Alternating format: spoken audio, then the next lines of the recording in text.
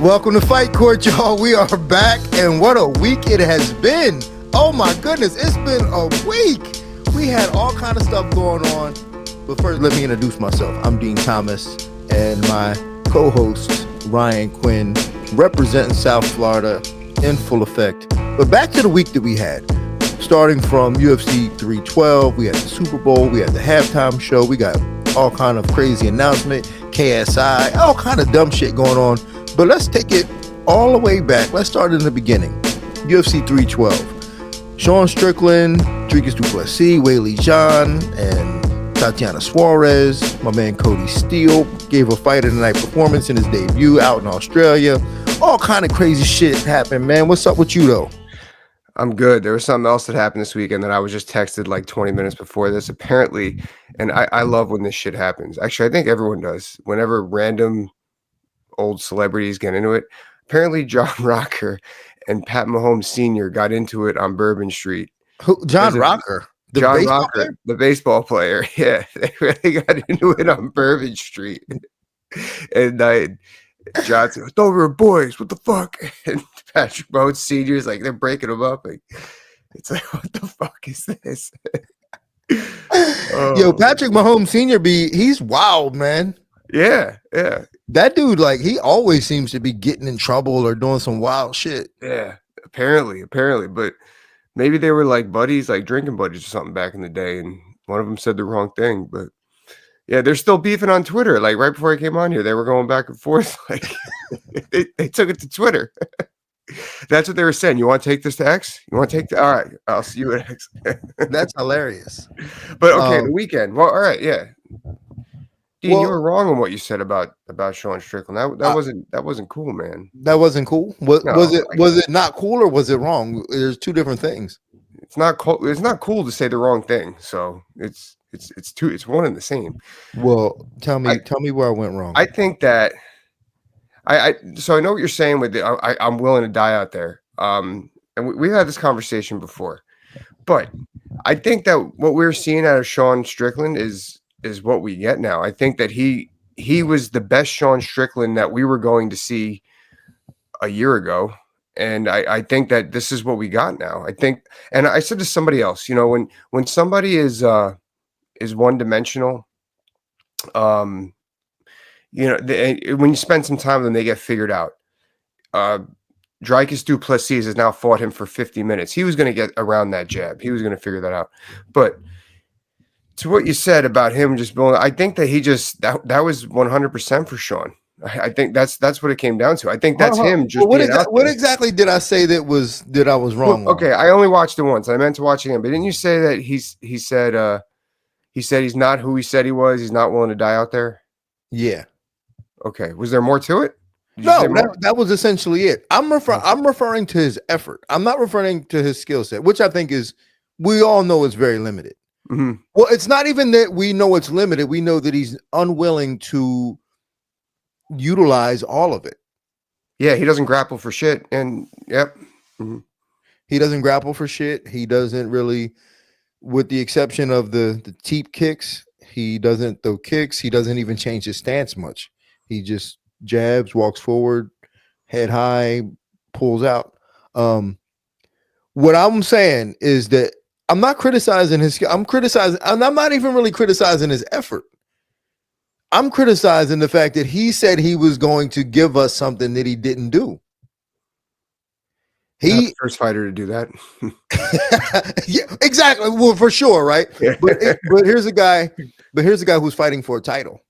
Yeah. You know what I mean? You know how many guys in that gym alone would have loved the opportunity to step up and fight for a title? Like Dan Ige. Imagine Dan Ige getting an op. Dan Ige took a fight on 4 hours notice and won the last round. Fought his ass off. That's my point. And the thing is, I don't care that he's not what he says he is, but just don't come out and give us this whole spiel about being this guy, this psychopath who's going to go out and go to the death and then, fight so hesitantly. That's all I'm saying, is that you're not that dude who's going to go out and fight to the death. Just don't tell us that then. Just keep it quiet. or just admit that y'all, you know what? I thought I could do it and I didn't do it. What I'm saying is, I think that was his to the death. I think that's what. If, that's okay. That's fair too. That's fair too. I think that with his limited ability, I think this is what I got, man. Like this, like that's, and like even if you look at his last fights, even his best performances, is like, I mean the fight with Paulo Acosta was pretty good, but is he really like going to be in one of those like Robbie Lawler, Rory McDonald slugfests? You know, like I don't ever see, like when was he ever in something like that to say that for us to expect anything more out of him? I mean, you're right. That's very fair. That might be his to the death. Yeah, because we all, and I'm willing to accept that, because I accept, and this is one thing that I think most people lack, and that is empathy and compassion. And I accept that we all live different realities. Like my reality is not your reality, which is different from Sean's reality. And in Sean's reality, that might be his death.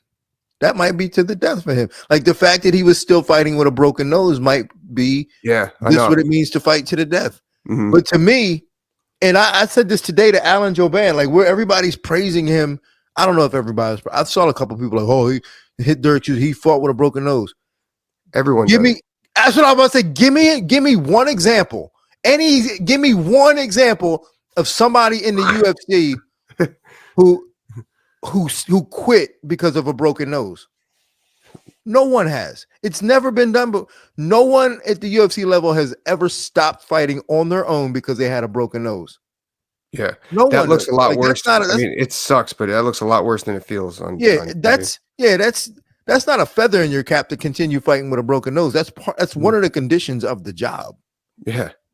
You know, it's not like you got a cut really bad and they stopped it, or a broken jaw and they were like, all right, you can't continue. That's, if they stop it, that's one thing. But a broken nose, everybody who's gotten a broken nose in the history of the UFC has continued to fight. That's not an accomplishment. I remember I got two comments on this. First of all, I will tell you right now, I am not a fighter that is willing to fight to the death. I thought I was. I remember the first time where I was put in that situation. I remember I was in a rear naked choke and I saw it go fuzzy. And for some reason, it's just in my head, I went, my mom's watching. And, you're like, my mom watching. Yeah, I was like, yeah, fuck it. You know, like but I remember when I was getting a physical once, and the doctor goes to me, he goes, how many times have you broken your nose? And I said, I've never broken my nose. He goes, yeah, you have, more than once. And like I was like, I don't remember. Like it happens. It's part of it. And then it keeps happening. You've broken your nose, right? Yeah, I have. Yeah. You probably don't even know how many times you've done it. But you're just like, yeah. I mean, you deal with it and you just fight because you know it's going to be over in a couple of minutes. Yeah. Yeah. You know what I'm saying? This is what we do. Yeah. Yeah. It's like you like, all right, my nose is like, I'm cut, I'm bleeding, I'm hurt, but you just deal with it because it's going to be over soon and you have to try to still do your best. Yeah. That's crazy. I mean, but here's the thing though, man. I bet there was a point in your life where when you were younger, where you really believed that you would fight to the death, and you might. Oh yeah, for sure. Yeah. Right up until that moment. Right up until that moment. That is, and that's the reality of the arc of a fighter. Is that there's a point in your career where you're willing to fight to the death. Some people's is last longer than others. Some people's is, like if you're fighting at a high level, like if you're not fighting at a high level and you don't invest your life into the fight game, you may never experience it. But if you invest your life into the fight game, there is a period of your career where you're like, I'm willing to die today. Izzy had that moment when he was fighting Kelvin Gastelum, which is why that fight is in the Hall of Fame. Is he there now? I doubt it. Like look at him perform. I doubt it. Those fights take years off your life, or your career. Maybe not your life, but your career. They take years off your career, and then when you just get a little bit older, you're just like, damn, I'm trying to watch the final season of Game of Thrones. You know what I'm saying? Like that. That's more important to me than fighting to the death. Like there are other things that you realize are just as, or if not more important. And that doesn't mean you don't care about fighting. It just means that you're at a different place, and that's not you no more. But I think some fighters have to learn to admit that so that the people around them can plan accordingly. Yep. Tell us that so we can plan accordingly. You could still be a successful fighter, but as soon as like, okay, as long as you're willing to sacrifice to be an optimal fighter, like you could still be there. But yeah, I mean, if you're gonna go home after a broken nose, then you're not. That's not even fighting to the death. That's like not playing football in the rain. Like yeah. There's certain things that are just part of this game that you got to deal with. I mean, after that situation with me, I broke my nose, tore muscles, countless amount of stitches. But you could still be a successful fighter. The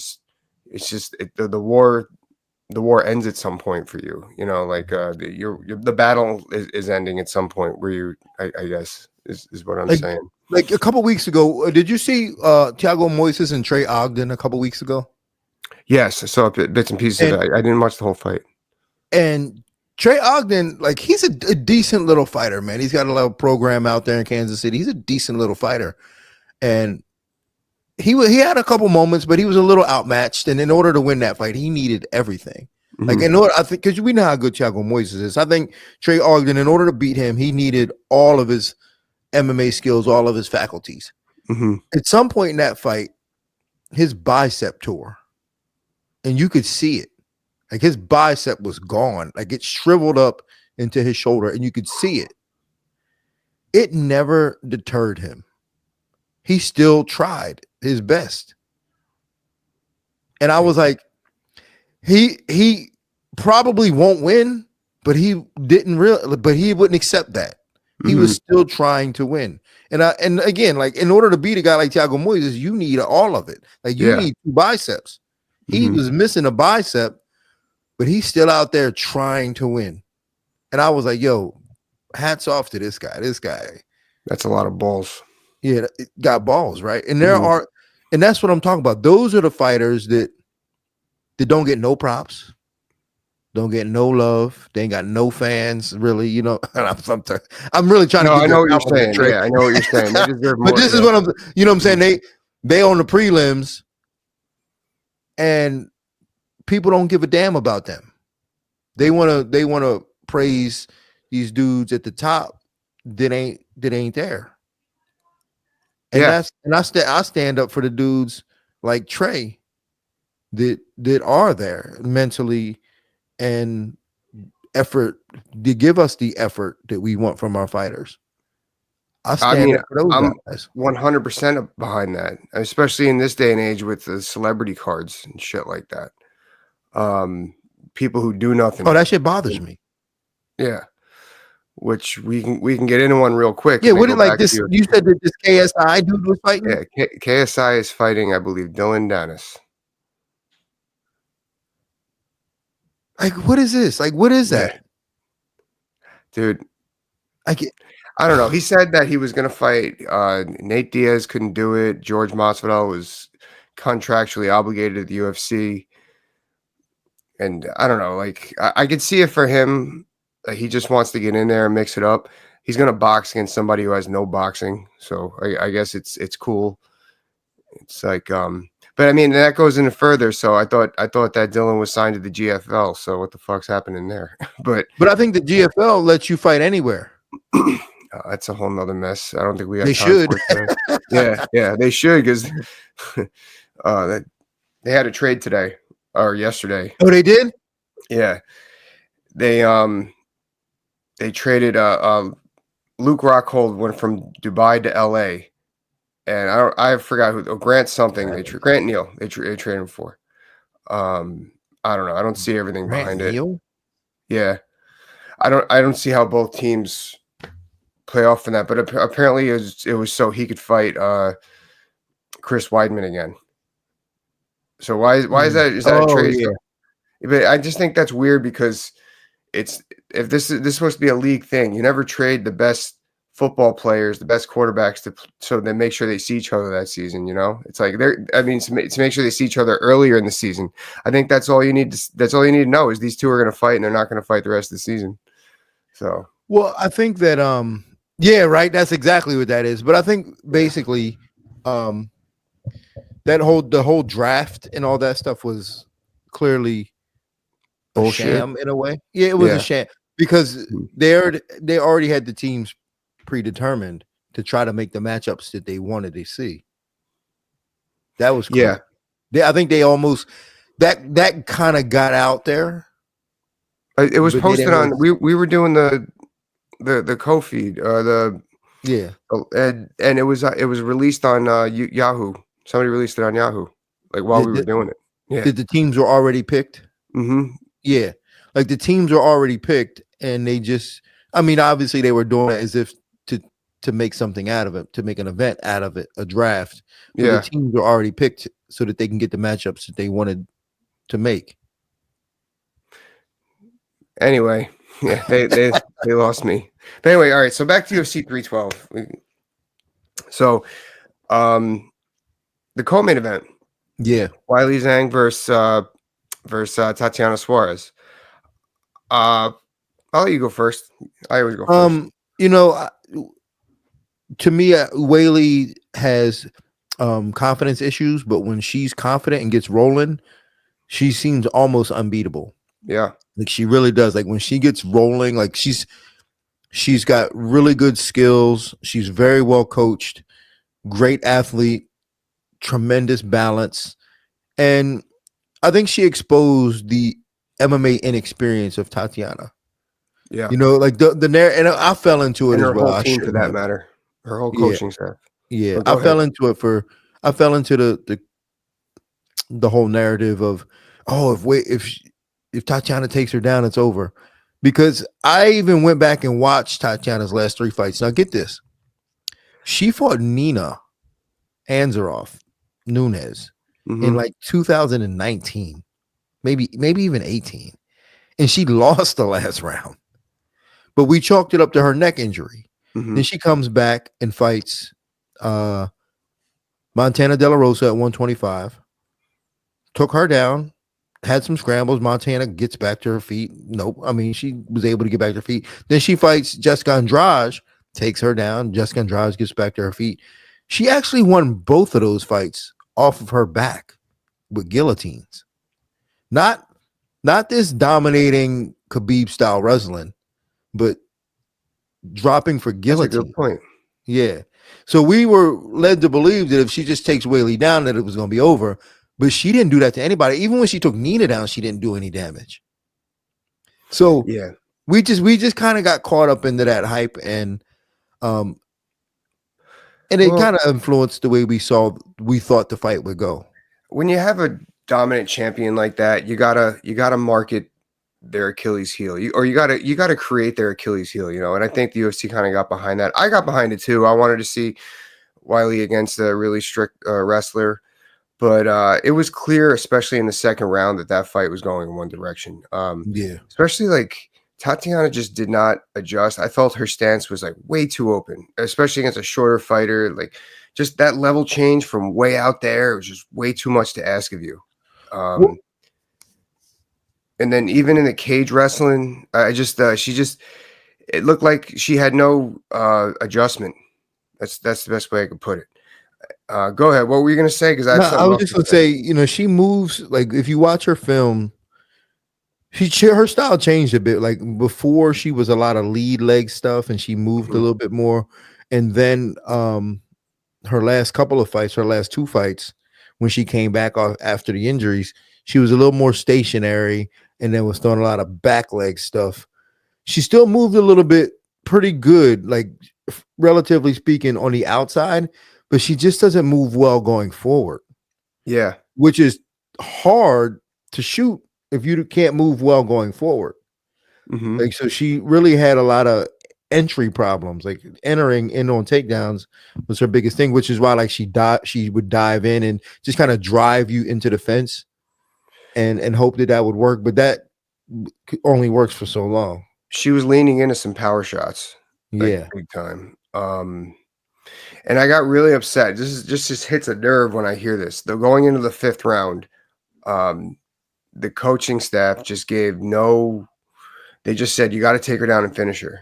And I hate when coaches give such a broad statement like that, because she's been trying to do that for 20 minutes and she's doing exactly what you're asking her to do now, except you're giving her no pathway to get there. I hate when coaches fucking do that. We know we need to win this fight. Show me the path to that, you know?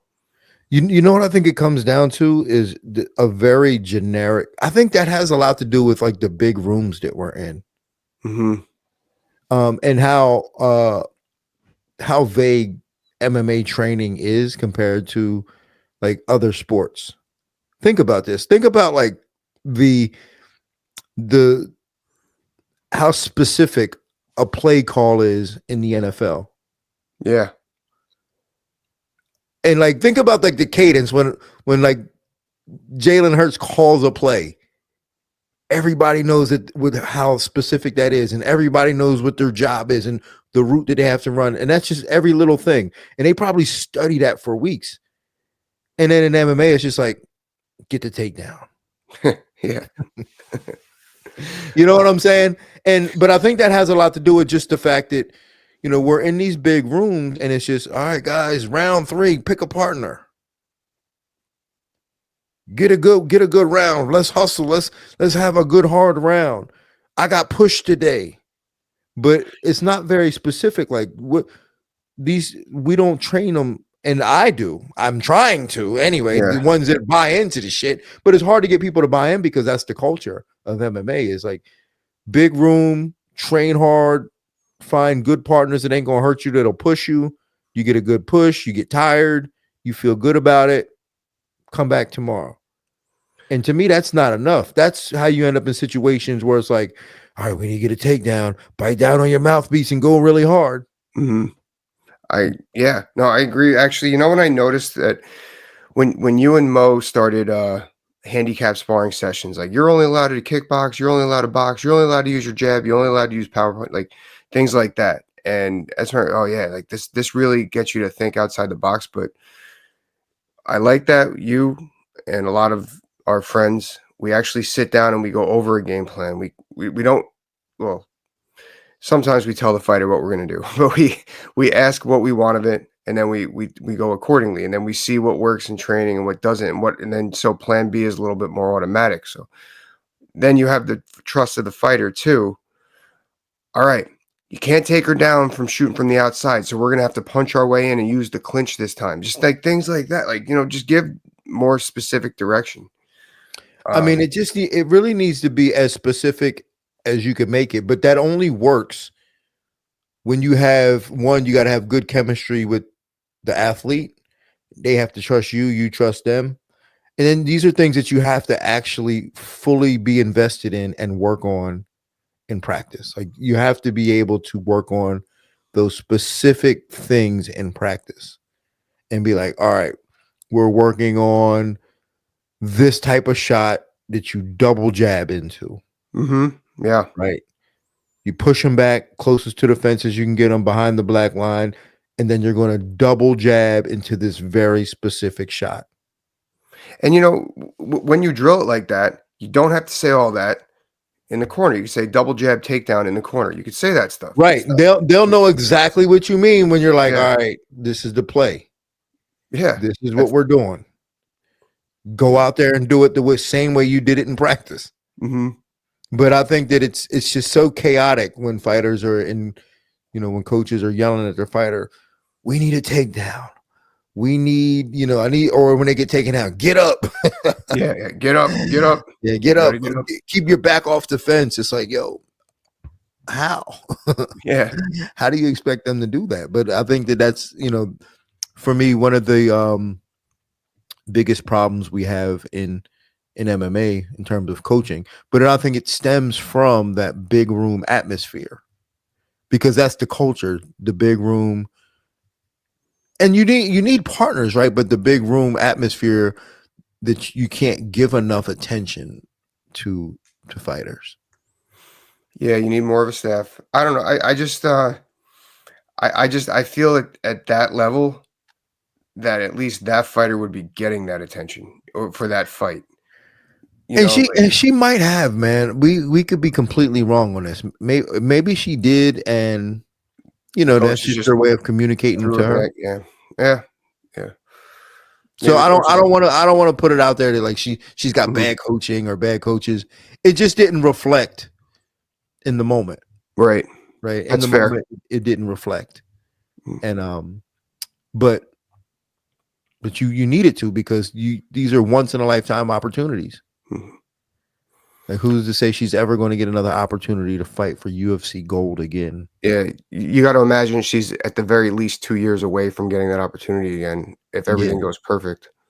and and when you think about timing, like allowing that to have like that to actually happen, like timing is so important that it didn't work out for Bilal Muhammad, which is why it took him 9 fights. Mhm. He couldn't get any help with timing, so he had to be that good to beat 9 straight guys in a division. Welterweight has the second most fighters in the UFC divisionally. They have 85 fighters, or Wow. actually 89 fighters. Holy shit. Bilal had to beat 9 of them Damn, to get that's his spot. crazy. You know what I'm saying? Mhm.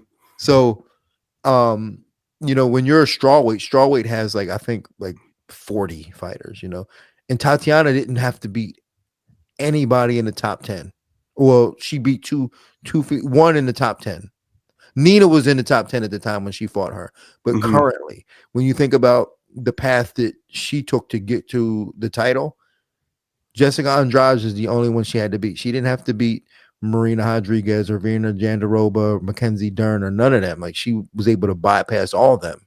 And I think that also might have hurt her too, the fact that she didn't have to go through that murderer's row to get the momentum and the confidence to fight a Yeah, that makes championship sense. Like, level. here I Yeah. am. Well, then her next fight's gonna be interesting. Her and Mackenzie Dern would be an interesting fight, and Mackenzie, that you could throw her in the mix for a title shot after that.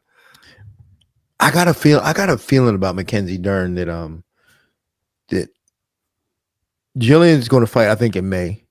And if she wins that, I got a feeling they're going to want to match Jillian and Mackenzie Dern up. A contender fight? Yeah. That's actually Jillian maybe went undefeated last year. She won 3 fights last year. yeah. So if she wins another one, she'll be on a 4-fight winning streak. Mackenzie's on a good streak. And I think that the UFC likes to do that, man. Like, when they get to a certain level, they're like, all right, this is the one right here. This is the Uh-huh. contender fight. Good jiu-jitsu versus good jiu-jitsu. Let's see what happens. I got a feeling that's the one they're waiting for. I'm down with it. So I are we, love it. actually. So are we. Here we go. You You heard know it. me, man. I love somebody asked me, I was in Philly coaching, and they asked me, how do I attack and make game plans? I said, man, I'm like Johnny Cochran, baby. I'm like a defense attorney, man. I look at every angle and see how we can combat every little thing, man. I try to comb through everything and be like, this is what we're gonna do for this is what we're gonna do for that, this is what we're gonna do for this is what we're gonna do for that, and then let's get on here, and when we gonna do this, and when they try to stop that, we're gonna do that. I try to attack every angle. So when you're doing that, like with your fighters, do you have them watch a lot of video on their opponent? Or is that all on you? They can if they want to. What I depending on who it is Yeah. and their attention span, I'll do the videos myself. And I'll definitely do them though. do you throw that data at them all at once or like gradually as the camp's going Gradually. on? I do it gradually in the Mhm. training. I do Yep. it gradually Very in the good. training so that they know, because, especially early on, I'll watch some good film and then let them know like what they're up against. Yo, this motherfucker got good right hand, good jab. They move well to the right, move well to the left. Mhm. And then so they know what they up against early, and it's not so close to the fight where they're like, oh fuck, really? Yeah. And then as we get working, then we start solving all them puzzles.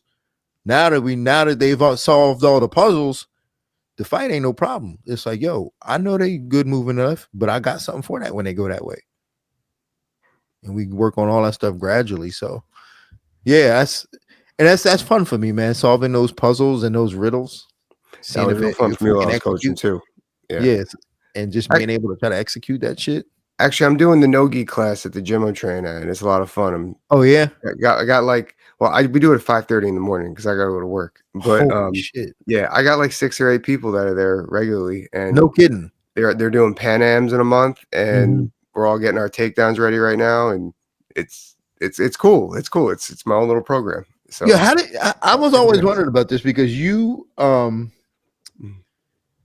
you're an older style grappler. Not just an older grappler, but an older style grappler. Absolutely am.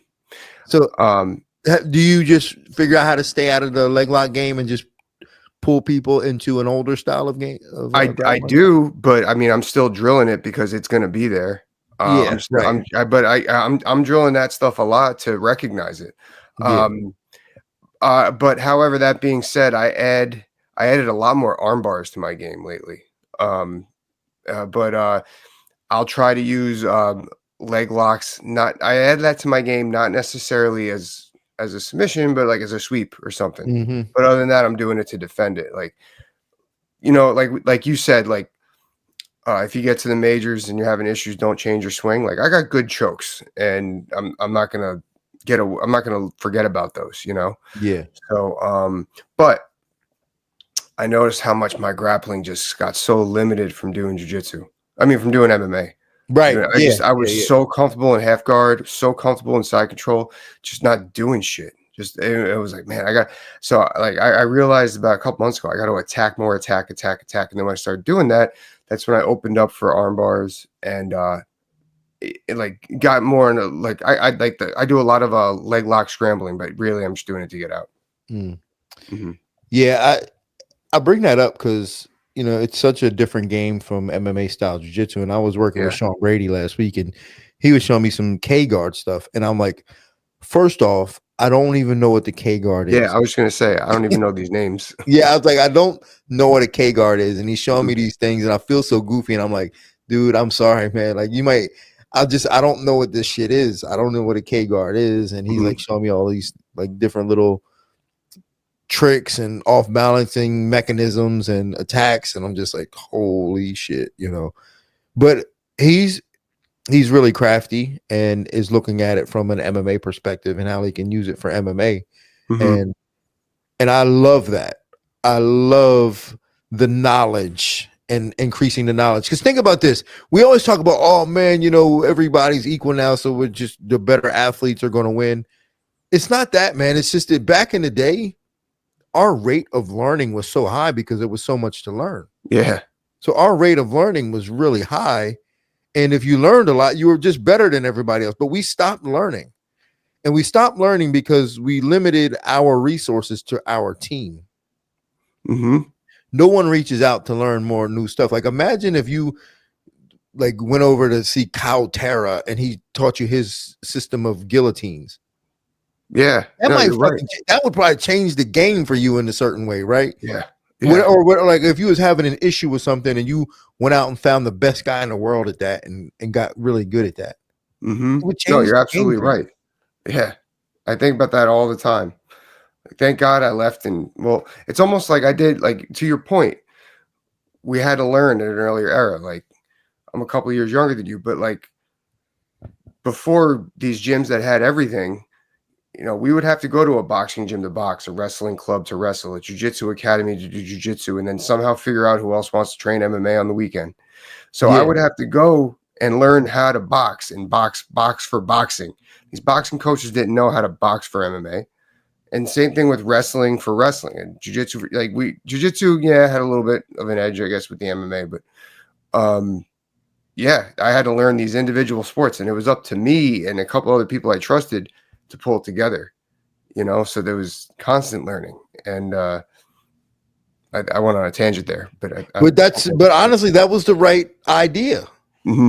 That's the right idea to be able to, especially in a thing like MMA where it's so personal. MMA is so personal to you that you don't really want to fight a fight that's not your fight. Yeah. Like, could you imagine like if Cole Miller was your MMA coach? Like, you'd be like, dude, you're 6'4". I talk with Cole all the time. I used to consult with Cole about But I mean, if he was your MMA coach, right, and he was like close fight like me type style, your body style, I know what you mean, right, yeah. Like, it's such a personal thing that you need it to be personalized towards you, and there's so much to learn, and there's so much new stuff to learn always that fighters just aren't learning enough anymore.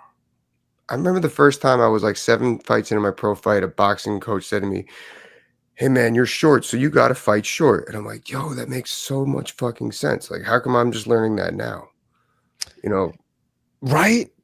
Like, when you think about that, like you think about Ilya Taporia, he fights short. Mm-hmm.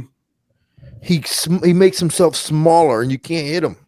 Yeah, that changed a lot for my striking. Yeah, my defense went through the roof after that. Well, through the roof from what it was. You know, my defense was so much better after that. But imagine you went to a Thai boxer who was like, stand tall, get ready. You about to get fucked up. Yeah, you're gonna take years off your life. Like we were saying, years off your life. You stand tall, but if you fight short, and we talking about, oh, he's too short. Well, depending on his style, right? Like, he might be short, but if he's fighting short and he embraces that, he gonna fuck somebody up because you're not gonna be able to hit him. Yep. Yeah, we just, in MMA today, we're just not learning at the same rate that we used to, which is why I think a lot of guys are having a hard time being consistent with winning. I think that because MMA is its own sport now, and like they're not going to these places like we were, and they're doing boxing for MMA, wrestling for MMA, and it's just all the strict technique is just kind of vanilla because of it. Yeah, I think that's why they're not learning. They're just doing it for MMA and not channeling it in from another sport. That is true too. It's because jiu-jitsu doesn't work. I don't need to do it. So I don't need to do it. I'm not doing it. Even Alan Joban was telling me today, like, he would go to a jiu-jitsu gym when he was fighting and they were doing leg locks, and he'd be like, fuck, I just wasted an entire hour of my day doing this. And he didn't think to consider maybe that might apply somewhere. But in his mind, it was like, I'm never going to do this, leg locks in MMA, so I wasted an hour. And at the time, like, that might have been the thought process, but it shouldn't have been. His thought process should have been, man, how can I get to this position safely to be able to apply these leg locks and finish a fight? But no one's thinking that. They're thinking scramble, wrestle, scramble, box a guy. Yeah. And just be in really good shape to do that for a really long time. Yeah, now they're doing strength and conditioning and stuff. Well, yeah. I mean, we were but yeah. So what else did we miss? What else? The card was a little forgettable. I mean, I gave it a shot. It wasn't a terrible card, but like, what was that? Teixeira versus Justin Tafa. Yeah. I thought I was a little upset with that one. I thought Tafa was going to give us a little more. I thought Tafa was going to give us a little more. It had a good knockout, but I thought that Tafa was going to give us a little bit more. You didn't? He was completely outmatched. Well, he was. He was. He was giving up a lot of height to a very athletic, unknown heavyweight. Mm-hmm. Like, no one knew that guy was going to be as quick as he was. Like, that kick he threw right away was like, holy crap, this came from this guy's body. That was pretty serious. Yeah, and he was like lean. He wasn't like he didn't have like legs. Like, when I heard he was 6'7", I'm like, he's gonna come out with his number 2 pencil legs, and he was put together. Like, he was athletic. Cody Steele. I have mixed emotions about that fight. I wish he won that fight because Ronzu's not that great. Mm-hmm. And that's not a good loss to have on your resume. Yeah, but it was his first, and I think it's just, he was having too much fun in Australia during the fight with the energy of the crowd. But then I'm like, all right, he fought. If you're going to lose, that's the way to lose, man. Go out like that, like go out swinging and get a fight of the night bonus. Like, that's the way to go out. So I'm leaning more towards that. Just happy that I want to see him fight again because I know he's a dog and shit. Mm-hmm. Got that dog in him, so I'm happy for him for that. But I wish he had won though. All right, so it's February. Is there's a card in March? Is there a big card in March? Yeah, Alex Pereira and Ankalaev. That's right. That's March already. I know they're And coming down here in April. and Leon Edwards and Jack Della Maddalena. That's right. That card is always in March. They always do the London card in March. You know, we used to have our fantasy baseball draft the same day as UFC London in March. No shit. Yeah. it just happened 2 years in a row where it happened to be on that date. And we're like, oh, let's just do it whenever it's there. And that'll be the tradition. So we always set it for whenever the UFC is going to London. All right, well, enough of this MMA stuff, man. Did you watch the Super Bowl? I watched the Super Bowl. How happy were you that the green team won? No, I don't like the Eagles. I hate the Eagles fans. I just always hated the Eagles fans because the Jets never beat them until last season. And the Eagles fans always let me hear about it. And whenever I say some shit, they always give me shit. And I don't like them. But you know what, though? Time out. I'm so happy Pat Mahomes didn't win. I truly believe that the refs are behind Kansas City. I think it's another point shaving thing like the NBA went through. So I was rooting for the Eagles, but I hate your fans. I don't watch football ever. That was the only game I've watched all year. I'm in a hotel room in Newark, New Jersey, watching this game by myself, thinking they are kicking their ass like big time. They were getting bullied so bad. Like that defense, that damn Phillies defense or Philadelphia insane. Defense. Yeah, like Swiss cheese offensive line just straight through them. I know, just man, it was Swiss cheese. I mean, they just like Patrick Mahomes couldn't get off at all. I said, God damn. Who was this team? And then they're dropping passes. I'm like, who was this team and how did they get here? And then his dad's fighting John Rocker in the street. A bad night to have a bad night. Yeah. All right, last one, man, before we get out of here. The Kendrick Lamar performance. Bro, so I forgot. I was doing something else while the halftime was going on. I never go crazy for the halftime shows, but I go to my wife like 10 minutes in. I go, man, last year Usher was on like song 5 by now. Why is he singing the full song? Talking about Kendrick Lamar. And my wife goes, this is song 4 or 5. I'm like, oh, it all sounds the same. Now I'm not hating on Kendrick Lamar. I just thought it wasn't it didn't get me. But then again, like I said, I was kind of preoccupied doing something else while that was going on. I never truly get behind the halftime shows. What did you think? I thought Kendrick is a unique talent, man. His flow is fucking spectacular, and he can rap and he can write, and he's really good at that. He's just not for the halftime, for a Super Bowl halftime. Mm-hmm. There were 126 million people tuned into the Super Bowl. Kendrick Lamar is not the guy to be doing the halftime show. And I'm not saying he couldn't, because the song "Not Like Us" is a halftime song. Yeah. Mm-hmm. But the rest of his catalog is just not there. Like they really should have had a couple other artists with him, man. Like I think halftime shows need to be a couple other artists, or they need to just do covers of other songs or whatever. But like you can't have. I know he had a great year this year, but he just don't have the hits for 126 million people. Yeah, like Usher last year crushed it. Yeah. He had a couple of duets. I forgot who else he brought out, but like it was just they kind of kept that quiet until they came on. It was like, yeah, it was fucking great. You know, there's one person though who had the best halftime of all time, and they could do it all their own. Janet Jackson, Michael Jackson. Oh. Janet Jackson. She needed Justin Timberlake, but Michael Jackson. Well, anybody with hits like that, man, like just hit after hit after hit, like. Mm-hmm. Can do it, man. Post Malone probably could have did it too. You know, like he might be the only person that could do something like that. Why didn't they have just Taylor Swift do it?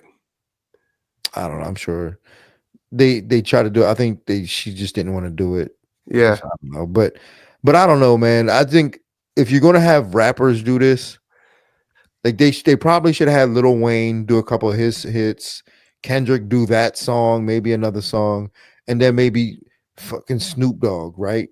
Yeah. Somebody with like these crazy hits, but just Kendrick doing his catalog. I know he's been around for a long time, but it just nothing really stood out, which is why like old white people hated it. I thought he was on song. No, I mean, then I'm like, I looked on like, oh yeah, fuck. Like, he took a diss at Dre. That was kind of funny. Drake. Drake, Oh, he Drake, murdered Drake, man. I was like, yo, he had Drake's two Serena Williams and SZA dancing on stage, and those are his exes. Like he murdered Drake. Tough. But yeah, I mean, I don't think it was the epic fail that people thought it was, but I would have went with something else. Yeah, it wasn't a total fail because Kendrick is too good for that, but it's just he's not a Super Bowl halftime performer. Yeah, that's in my opinion. Like you need something a little more commercial. Yeah, I'm with you on that. Universal appeal. But anyway, Ryan, always a pleasure chopping it up with you. We'll be back next week. Likewise. And we'll do it again, my man. So if you enjoyed the show, make sure you hit like, share, and subscribe. And on that note, this court is adjourned.